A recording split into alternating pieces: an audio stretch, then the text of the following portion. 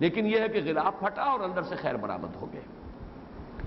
تیسرے اس کے برعکس اب بیان کر رہا ہوں، کچھ لوگ ہوتے ہیں جن میں ملمے کی نیکی ہوتی ہے، وہ فیاض بھی ہیں، بہادر اور شجاع بھی ہیں، یا یہ کہ بڑے صلح کن قسم کے لوگ ہیں، ان میں مفاہمت اور مصالحت کا مادہ ہے، بھائی جھگڑو نہیں، صلح کرو، یہ چیزیں موجود ہیں۔ اور یہ چاروں چیزیں جو میں نے گنوائی ہیں، چاہے وہ سخاوت ہو، چاہے شجاعت ہو، چاہے صلح کن طبیعت ہو، چاہے باہمی مصالحت اور مفاہمت کا مادہ، چاروں چیزیں اچھی ہیں، لیکن یہ اوپر کی بات ہے، اندر ان کے الد الخصام جس کو کہا ہے سورہ بقرہ میں، بڑی سخت جھگڑالو طبائع جو ہے وہ چھپی ہوتی ہیں، اور اس کی دونوں بنیادیں ہو سکتی ہیں۔ سب سے بڑی بنیاد تو تکبر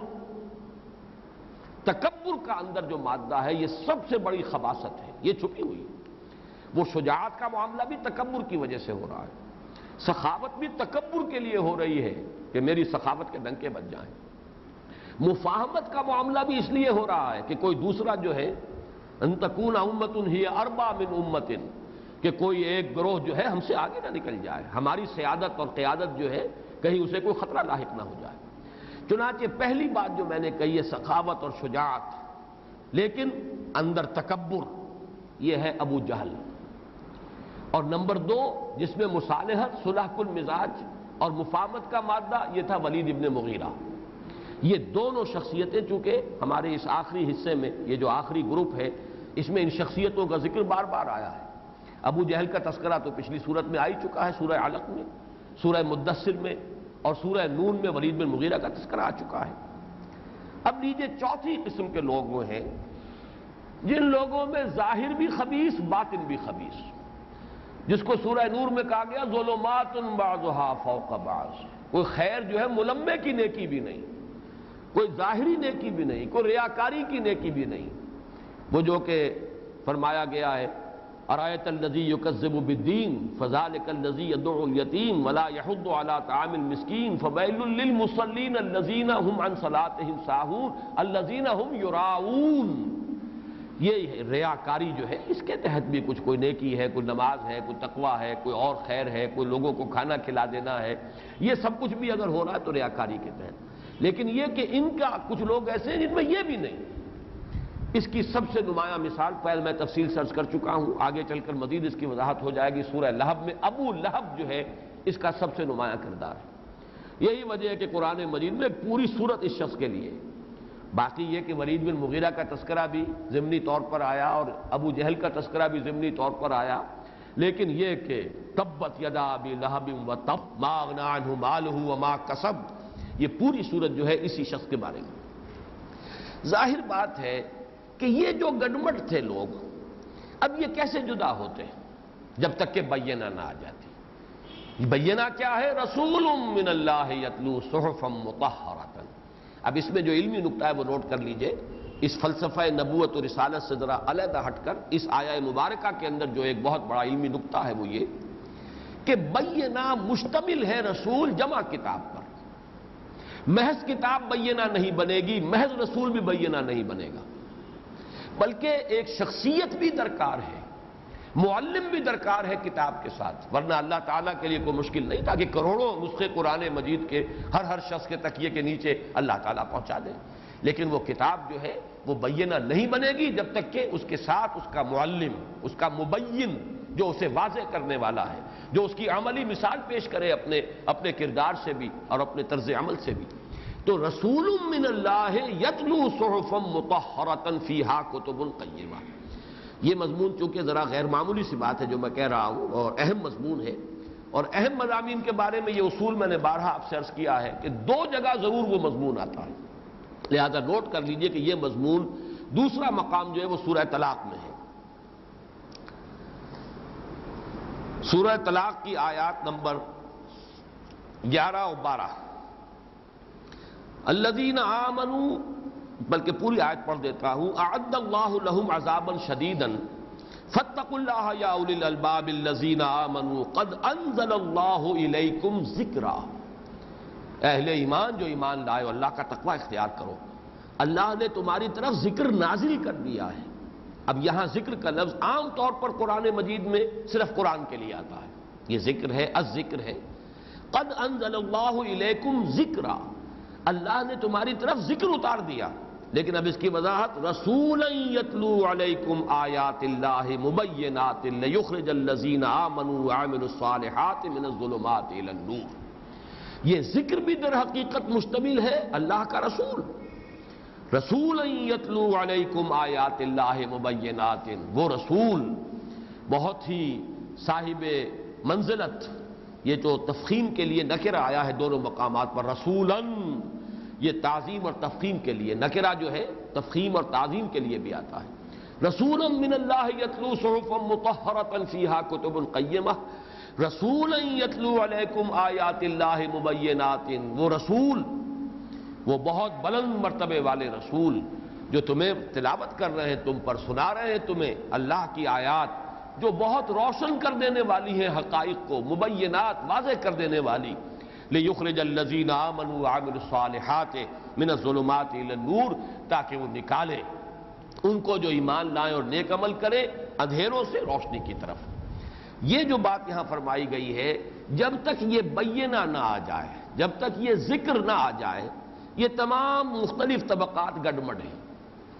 ابو جہل بہت ہی وہ جیسا کہ قول میں نے سنایا ہے آپ کو کئی مرتبہ، اس نے یہ کہا کہ انہوں نے بنو ہاشم نے کھانے کھلائے، ہم نے ان سے بڑھ کر کھلائے، انہوں نے لوگوں کی خدمتیں کی، ہم نے ان سے بڑھ کر کی، لہذا ہمارا اور ان کا ایک مقابلہ جاری تھا۔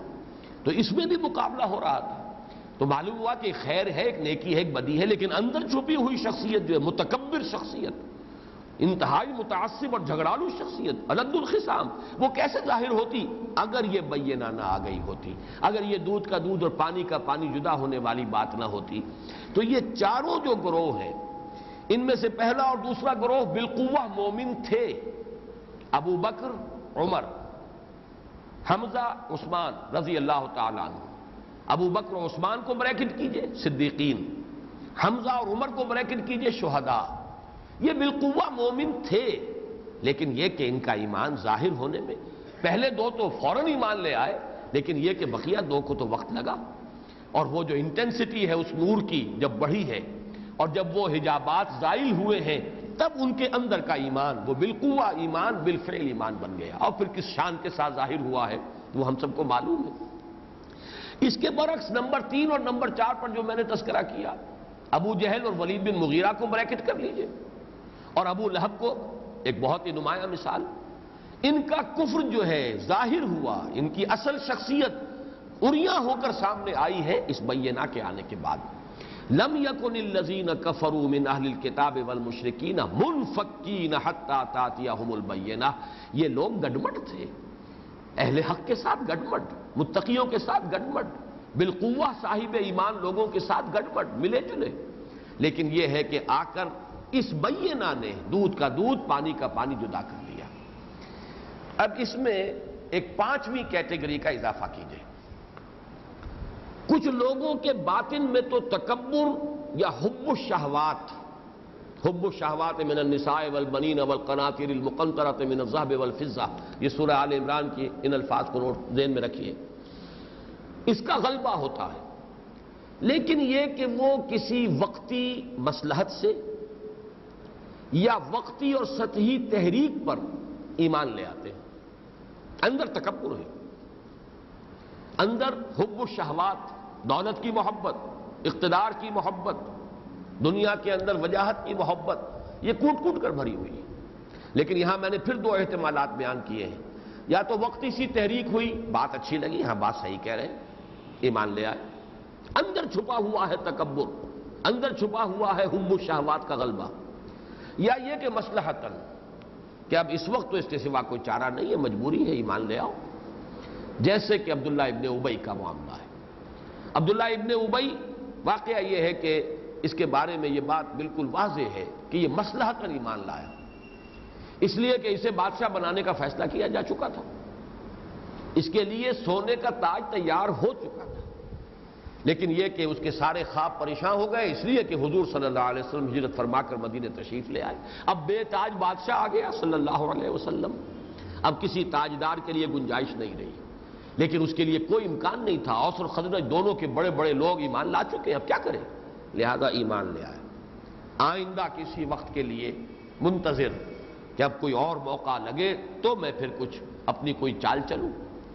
لیکن کچھ لوگ ایسے بھی ہوتے ہیں طبیعت کے کمزور، وقتی سی تحریک سے انہوں نے قبول تو کر لیا ایمان، لیکن جان بھی پیاری ہے، مال بھی پیارا ہے، یا اپنا ذاتی اقتدار اور وجاہت جو ہے وہ بھی پیاری ہے، ایثار اور قربانی کے لیے تیار نہیں ہے. یہ وہ لوگ ہیں کہ جن کے لیے پہلی جو 4 میں نے شخصیتیں بیان کی ہیں ان کو تو رسول من اللہ یتلو صحفا مطہرۃ فیہا کتب قیمہ، محض اس بینہ کی آمد سے ان کو علیحدہ کر دیا گیا. یہ علیحدہ ہو گئے، وہ علیحدہ ہو گئے. یہ اہل ایمان ہے، محمد الرسول اللہ صلی اللہ علیہ وسلم پر ایمان لانے والے. یہ مخالفین اور معاندین ہیں جو کفر پر اڑ گئے. لیکن یہ جو ایمان لے آئے ان میں جو یہ 5ویں کیٹیگری موجود تھی، اس کے لیے پھر اللہ تعالیٰ نے ابتلا، امتحان، آزمائش، اس کا سلسلہ جاری کیا. اور یہ بات سورہ آل عمران میں، سورہ عنکبوت میں، ہمارے منتخب نصاب میں بڑی تفصیل کے ساتھ، وضاحت کے ساتھ آ چکی ہے. ابتلاءات کیوں آئیں؟ امتحانات کیوں آئے؟ اگر یہ آزمائشیں نہ آتی، اگر یہ ماریں نہ پڑتی، اگر یہ تکلیفیں نہ اٹھانی پڑتی تو کیسے پتا چلتا ہوز ہو، کون کیا ہے؟ کون وقتی سی تحریک سے ایمان لے آیا تھا، حقیقت میں ایمان اس کے دل میں جاگزی نہیں ہوا؟ کون مصلحت وقت کے تحت ایمان لے آیا تھا، حقیقتاً ایمان نہیں لایا؟ کون وہ ہے کہ جو ایمان پر جازم ہے، قائم ہے، مستقیم ہے، اس کے اوپر جمع ہوا ہے، استقامت رکھتا ہے؟ یہ کیسے ظاہر ہوتا؟ یہ ہے اصل فلسفہ جس کے لیے اب میں قرآن مجید کی کچھ آیات آپ کو پڑھ کر سنا رہا ہوں. انفکاک اول، یہ میرا عنوان ہے. انفکاک اول، پہلا انفکاک، پہلا جدا ہونا کیا ہے؟ جو بالقوہ کافر تھے ان کا کفر ظاہر ہو جائے، بالفعل کافر ہو جائے. جو بالقوہ مومن اور متقی تھے ان کا تقوی اور ایمان ظاہر ہو جائے، نکھر کر آ جائے کہ یہ ہے اہل تقوی، اہل صلاح، اہل ایمان. اس کے لیے دیکھیے سب سے اہم آیات سورہ انفال کی ہیں. لِيَهْلِكَ مَنْ هَلَكَ عَنْ بَيِّنَةٍ وَيَحْيَىٰ مَنْ حَيَّ عَنْ بَيِّنَةٍ. اب یہاں لفظ بینہ بھی خاص طور پر آیا ہے. اس سورہ مبارکہ کی تفسیر کے لیے سب سے زیادہ قریبی آیت سورہ انفال کی آیت نمبر 42 ہے. تاکہ جو ہلاک ہونا ہے، جسے ہلاک ہونا ہے، وہ ہلاک ہو بینہ آنے کے بعد، اور جسے زندہ رہنا ہے وہ زندہ رہے بینہ کے ساتھ. یعنی بینہ اس لیے آتی ہے کہ جو ہلاک ہو رہا ہے ثابت ہو جائے کہ یہ ہلاک ہونے کا مستحق تھا، اور جو جی رہا ہے، جسے حیات باطنی ملی ہے، جسے حیات روحانی ملی ہے، جو اس حیات سے سرفراز کیا گیا ہے، ثابت ہو جائے کہ اس کا مستحق تھا. اگر یہ بات نہ ہو، یہ چھانٹی نہ ہو تو معاملہ گڑبڑ رہے گا. لِيَهْلِكَ مَنْ هَلَكَ عَنْ بَيِّنَةٍ وَيَحْيَىٰ مَنْ حَيَّ عَنْ بَيِّنَةٍ. اسی لیے سورہ انفال ہی کی آیت نمبر 8 میں فرمایا لِيُحِقَّ الْحَقَّ وَيُبْطِلَ الْبَاطِلَ. اللہ تعالیٰ کی سنت یہ ہے کہ وہ حق کا حق ہونا ظاہر کر دے، ثابت کر دے، باطل کا باطل ہونا ثابت ہو جائے. معلوم ہو جائے کہ ابو جہل میں یہ سخاوت جو تھی یہ ملمے کی سخاوت تھی، یہ حقیقی سخاوت نہیں تھی. معلوم ہو جائے کہ عمر کے دل کے اوپر اگر کوئی غلاف تھا تو یہ سطحی سا غلاف تھا، یہ غلاف گہرا نہیں تھا، دبیز نہیں تھا. کلا بل ران علی قلوبہم کے مصداق نہیں تھا، یہ زنگ گہرا نہیں تھا، بلکہ غلاف جو ہے باریک تھا. کیسے ثابت ہوتا؟ حق کا حق ہونا واضح ہو جائے، باطل کا باطل ہونا واضح ہو جائے. اب دیکھیے یہاں پھر نوٹ کر لیجئے وہ بات حضور کی جو میں نے بارہا آپ کو سنائی ہے. حضور نے نظر بظاہر ان دونوں کو برابر رکھا ہے اور دونوں کو پیش کیا کہ پروردگار عمرو بن ہشام اور عمر بن الخطاب میں سے ایک کو تو میری جھولی میں ڈال ہی دے. اس لیے کہ سخاوت اور شجاعت یہ عمرو بن ہشام یعنی ابو جہل میں بھی تھی، سخاوت اور شجاعت عمر کے اندر بھی تھی، عمر بن الخطاب میں تھی. اس اعتبار سے حضور نے ان دونوں کو پیش کیا. لیکن باطنی اعتبار سے ابو جہل تکبر کا مجسمہ، اس کے اندر تکبر، اور دوسری طرف عمر رضی اللہ تعالی عنہ ان کے اندر خیر تھا، صلاح تھی، ان کے اندر بھلائی تھی جو چھپی ہوئی تھی. ایک غلاف اوپر آیا ہوا تھا، اور وہ غلاف بھی اگر تھا تو عصبیت، تقلید آبا، غیر شعوری اندھی تقلید، اس کے سوا اور کوئی غلاف نہیں تھا. ذرا سا ایک جذباتی لمحہ آیا ہے، وہ غلاف پھٹ گیا، اور پھر اندر سے جو شخصیت برآمد ہوئی ہے، کہا جا سکتا ہے کہ حضرت مسیح نے جو فرمایا تھا کتنے ہی ہوں گے جو بعد میں آئیں گے لیکن وہ پہلے آنے والوں سے آگے نکل جائیں گے. عمر فاروق اور حضرت حمزہ رضی اللہ تعالیٰ عنہما کا ایمان جو ہے وہ کس طریقے سے وہ جو فقراء تھے اور غلام تھے، غلاموں کے طبقے میں سے ایمان لانے والے، ان کے لیے کس قدر تقویت کا ذریعہ بنا ان دونوں کا ایمان۔ اسی سے بات سمجھ میں آئے گی سورہ بقرہ کی آیت نمبر 17-18 میں جو نقشہ کھینچا گیا ہے، مثلہم کمثل الذی استوقد نارا فلما اضاءت ما حولہ ذہب اللہ بنورہم وترکہم فی ظلمات لا یبصرون صم بکم عمی فہم لا یرجعون۔ گڑبڑ تھے لوگ، ان میں وہ لوگ بھی تھے کہ جو اندر ان کے کفر تھا، لیکن یہ کہ آنکھیں کھلی ہوئی تھی، بظاہر دیکھنے والے تھے، لیکن محمد الرسول اللہ صلی اللہ علیہ وسلم کے ذریعے سے نور وحی سے اللہ نے ماحول کو منور کیا اور ان کے اندر کی خباثت ان پر غالب آئی۔ نتیجہ یہ کہ ایسے ہو گئے جیسے کہ ان کی بصارت سلب کر لی گئی، وہ اندھے کے اندھے رہ گئے۔ یہ جو نقشہ ہے، اگر وہ وحی کی روشنی نہ آتی تو ان کا یہ اندھا ہونا یہ ظاہر بات ہے کہ واضح نہیں ہو سکتا تھا۔ اسی سے متعلق ہے آیت سورہ نساء کی آیت نمبر 165۔ یہ مقام بہت اہم ہے، جس میں کہ ایک بڑا گلدستہ آیا ہے، جیسے اس مرتبہ کے ندا کے سرورق پر انبیاء کرام کے ناموں کا ایک گلدستہ ہے، شجرہ نسب۔ اسی طریقے سے بعض مقامات قرآن مجید کے ہیں جن میں انبیاء کے ناموں کے گلدستے ہیں۔ ایسا ہی ایک گلدستہ جو ہے وہ سورہ نساء میں بھی آیا، چھٹے پارے کے آغاز میں۔ بہت سے نبیوں کا ذکر کر کے فرمایا رسلا مبشرین ومنذرین لئلا یکون للناس علی اللہ حجۃ بعد الرسل وکان اللہ عزیزا حکیما۔ ان رسولوں کو ہم نے بھیجا مبشر اور نذیر بنا کر، منذر بنا کر۔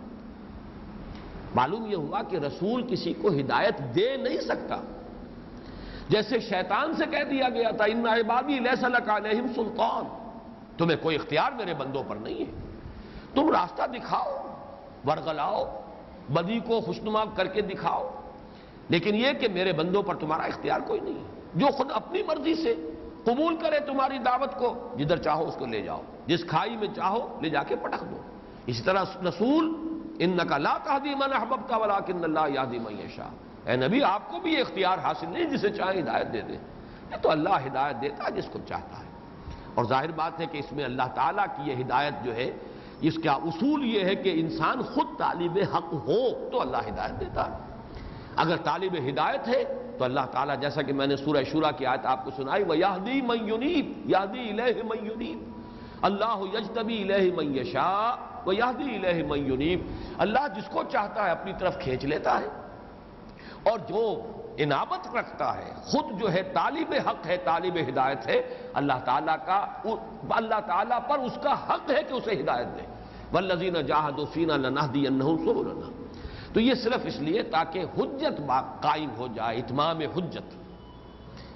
اسی طرح سورہ بنی اسرائیل کی آیت وما کننا معذبین حتی نبعث رسولا، ہم نہیں تھے عذاب بھیجنے والے، یا ہماری یہ سنت نہیں رہی کہ ہم عذاب بھیج دیتے، قوموں کو ہلاک کر دیتے جب تک کہ رسول نہ بھیج دیں۔ رسول آئے، اتمام حجت ہو جائے، دودھ کا دودھ پانی کا پانی جدا ہو جائے، بینہ آئے، جن میں بھی وہ خیر و صلاح ہے وہ علیحدہ ہو جائیں۔ اس کے بعد جو بھی کوڑا کرکٹ ہے، اس کے لیے اگلی ایک آیت آ رہی ہے، وہ میں ذرا تفصیل سے بیان کروں گا، اس میں تو پورا نقشہ کھینچ دیا گیا ہے۔ جیسے کوڑے کرکٹ کے ڈھیر کو جمع کر کے آگ دکھا دی جاتی ہے، دیا سلائی جو ہے دکھا دی جاتی ہے، آگ لگا دی جاتی ہے، ایسے ہی اللہ تعالیٰ رسالت کے ذریعے سے، بینہ کے ذریعے سے سفٹنگ کرتے ہیں، بھوسا علیحدہ، دانے علیحدہ، کام کی شے علیحدہ، بیکار چیزیں علیحدہ، اور ان بیکار چیزوں کو پھر جمع کر کے اس کوڑے کرکٹ کو وہ دیا سلائی دکھا دی جائے اور آگ لگا دی جائے۔ اس لیے فرمایا وما کننا معذبین، جب تک گڑبڑ ہو کیسے ہم عذاب بھیج دیتے؟ ہم عذاب بھیجنے والے نہیں ہیں، یہ ہماری سنت نہیں رہی جب تک کہ رسول کو نہ بھیج دیں۔ اور رسول سے مقصد کیا ہے، بینہ سے مراد کیا ہے؟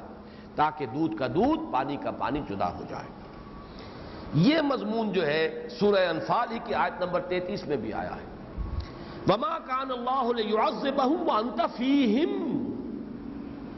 اے نبی اللہ ان کو عذاب نہیں دے سکتا تھا جبکہ آپ خود ان میں ابھی موجود تھے، آپ بھی موجود تھے، اہل ایمان بھی موجود تھے، ابو بکر بھی مکے میں تھے، عمر بھی تھے، حمزہ بھی تھے، عثمان بھی تھے، طلحہ بھی تھے، زبیر بھی تھے، سبھی تو تھے، ابو جہل بھی تھا اور ابو لہب بھی تھا، ولید بن مغیرہ بھی تھا اور عقبہ ابن ابی معیط بھی تھا، لیکن یہ گڑبڑ تھے۔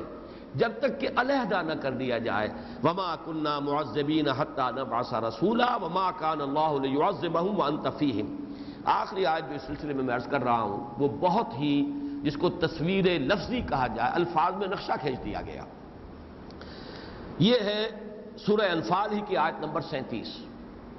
لِيَمِيزَ اللَّهُ الْخَبِيثَ مِنَ الطَّيِّبِ، تاکہ اللہ ممیز کر لے، جدا کر لے، علیحدہ کر لے خبیث کو، ناپاک کو پاک سے. وَيَجْعَلَ الْخَبِيثَ بَعْضَهُ عَلَى بَعْضٍ، پھر جو وہ ناپاک چیزیں ہیں انہیں ایک دوسرے کے اوپر رکھ کر، جسے کہتے ہیں سٹیک کرنا، ان کی ڈھیری لگائی جائے. فَيَرْكُمَهُ، ان کو ایک ڈھیر کی شکل دے دی جائے، جمیعاً سب کو. فَيَجْعَلَهُ فِي جَهَنَّمَ، اور پھر جھونک دے انہیں جہنم کے اندر. جب تک گڑبڑ ہے یہ معاملہ نہیں ہو سکتا، علیحدہ کرنا پڑے گا. لم يكن الذين كفروا من اهل الكتاب والمشركين منفكين حتى تاتيهم البينة. یہ لوگ کہ جو بالقوہ کافر تھے، لیکن یہ کہ ابھی ان کا کفر ظاہر نہیں ہوا تھا، یہ علیحدہ جب تک نہ کر دیے جاتے، علیحدہ نہ ہو جاتے، ممیز نہ ہو جاتے، اس وقت تک یہ ہے کہ اللہ تعالیٰ کی طرف سے عذاب نہیں آ سکتا، انہیں ہلاک نہیں کیا جا سکتا. لِيَمِيزَ اللَّهُ الْخَبِيثَ مِنَ الطَّيِّبِ وَيَجْعَلَ الْخَبِيثَ بَعْضَهُ عَلَى بَعْضٍ فَيَرْكُمَهُ جَمِيعًا فَيَجْعَلَهُ فِي جَهَنَّمَ. یہ سب کچھ اس لیے ہے کہ اللہ تعالیٰ ناپاک کو جدا کر لے پاک سے، پھر ان کو ایک دوسرے کے اوپر رکھے، ڈھیر کرے، سٹیکنگ کر دے، پھر ان سب کو جہنم میں جھونک دے. یہ ہے اصل میں تمییز بین الحق والباطل، تمییز بین الکفار والمومنین. تمییز ہو جائے کہ کون تھے بالقوہ مومن، وہ واقعتاً مومن بن کر علیحدہ ہو جائے، کون تھے جو بالقوہ کافر تھے، وہ واقعتاً کافر بن کر علیحدہ ہو جائے. اب آئیے انفکاک ثانی، وہ جو میں نے 5ویں کیٹیگری بیان کی تھی. کچھ لوگ ہوتے ہیں وقتی تحریک کے تحت وہ ایمان لے آئے، شامل ہو گئے اہل ایمان میں، اب وہ بھی مومن ہیں. یا کسی مصلحت کے تحت ان کو بھی تو علیحدہ کرنا ہے کہ نہیں، ان کی چھانٹی کرنی ہے کہ نہیں. یہ انفکاک ثانی جو ہے اس کے لیے ابتلا، آزمائش، امتحان، مشکل مقامات، مشکل مراحل، ایثار کا تقاضا، جنگ کے لیے نکلو جان ہتھیلی پر رکھ کر، خرچ کرو، کھولو اپنی تجوریوں کے دروازے. یہ سارے تقاضے اور مطالبے کس لیے ہیں؟ تاکہ ان میں سے جو ایمان لے آئے ہیں ان میں سے بھی حق و باطل کو چھانٹنا ہے، ان میں بھی کھوٹے اور کھرے کی تمیز کرنی ہے، ان میں بھی سفٹنگ کرنی ہے. یہ سفٹنگ کا لفظ خاص طور پہ میں استعمال کر رہا ہوں اس لیے کہ قرآن مجید کی اصطلاح ہے تمحیص. ہم اردو میں بھی بولتے ہیں بحث و تمحیص. بحث و تمحیص، بحث جو ہے اس کے معنی کریدنا. جیسے کوا جو ہے وہ اپنی ٹھونگ مارتا ہے زمین میں اور وہ کریدتا ہے زمین کو، پھر اس میں سے علیحدہ کرتا ہے کنکر، علیحدہ کوئی دانہ مل گیا تو اس نے جو ہے اس میں سے نکال لیا. یہ جو علیحدہ کرنا ہے کنکروں کو دانوں سے، یہ تمحیص ہے. بحث و تمحیص، کسی مسئلے کو پہلے کریدا جائے، اس کے اندر جو معاملات ہیں ان کی پوری طریقے سے علیحدہ ان کو کر کے پھر تمحیص، ان کو علیحدہ کر دیا جائے، چھانٹ دیا جائے. تو یہ تمحیص کا لفظ اب آ رہا ہے اس کے لیے. سورہ آل عمران کی آیت نمبر 141 سنا رہا ہوں آپ کو. وَلِيُمَحِّصَ اللَّهُ الَّذِينَ آمَنُوا وَيَمْحَقَ الْكَافِرِينَ. اے مسلمانوں، تمہارے ساتھ جو کچھ ہوا ہے احد میں، یہ سب کچھ اس لیے تھا تاکہ اللہ پاک کر لے، خالص کر لے، علیحدہ کر لے، سفٹنگ کر لے اہل ایمان کی، انہیں علیحدہ کر لے. وَيَمْحَقَ الْكَافِرِينَ، اور پھر باقی جو کافر ہیں انہیں پھر وہ تباہ کر دے، ان کے لیے ان کو مٹا دے. وہ مٹانا چاہے ایک دن میں نہیں ہوا، لیکن رفتہ رفتہ وہ سب کے سب مٹ گئے. لیکن اہل ایمان کی چھانٹی کرنی تھی. 300 علیحدہ ہو گئے، نظر آ گئے لوگوں کو کہ عبداللہ ابن ابی کے ساتھ کون سے 3 چلے گئے ہیں. اب ظاہر بات ہے کہ ان کے اوپر اہل ایمان کا وہ اعتماد تو نہیں رہا ہوگا جو کہ پہلے ان پر تھا، اور وہ حسن ظن تو نہیں رہا ہوگا باقی جیسا کہ ان کے اوپر پہلے تھا. اس اعتبار سے وَلِيُمَحِّصَ اللَّهُ الَّذِينَ آمَنُوا وَيَمْحَقَ الْكَافِرِينَ، تاکہ اللہ علیحدہ کر لے، پاک کر لے، صاف کر لے، سفٹنگ کر لے اہل ایمان کی، اور پھر مٹا دے کافروں کو. اسی سورہ آل عمران میں 154ویں آیت ہے وَلِيَبْتَلِيَ اللَّهُ مَا فِي صُدُورِكُمْ وَلِيُمَحِّصَ مَا فِي قُلُوبِكُمْ. یہ ساری آزمائشیں، یہ ساری تکلیفیں، یہ سارے کٹھن اور مشکل مقامات اس لیے آئے ہیں اہل ایمان تاکہ اللہ تعالیٰ جو کچھ تمہارے دلوں میں ہے اسے بالکل اس میں سے کھوٹ نکال دے، صاف کر